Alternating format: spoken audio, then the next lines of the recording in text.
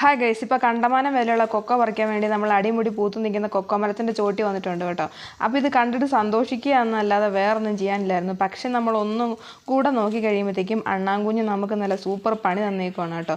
ഇതേപോലെ മുഴുവൻ തുരന്നിട്ട് നിലത്തിട്ടേക്കുവാണ്. കഴിച്ചിട്ട് അതിൻ്റെ വിത്ത് മാത്രം നിലത്തിട്ടേക്കുവാണ്. നിലത്തോട്ടുണ്ടായി നിൽപ്പുണ്ടെങ്കിൽ പോലും നമുക്ക് യാതൊരു ഉപകാരമില്ല കേട്ടോ. നമ്മുടെ വീട് ഇവിടെ അടുത്തല്ലാത്തതുകൊണ്ട് പറമ്പ് ദൂരെ ആയതുകൊണ്ട് നമുക്കൊന്നും കിട്ടാറില്ല.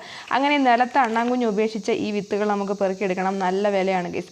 അപ്പം ഞാൻ വേറെ വഴിക്ക് പോകാൻ വേണ്ടി നിൽക്കുമ്പോഴാണ് അച്ഛൻ എന്നെ ഇങ്ങോട്ട് വിളിച്ചുകൊണ്ട് വന്നത്. അതാണ് ഈ ലുക്ക് ഞാൻ വന്ന് നിലത്ത് കുത്തിയിരിക്കുന്നത് ഗൈസ്.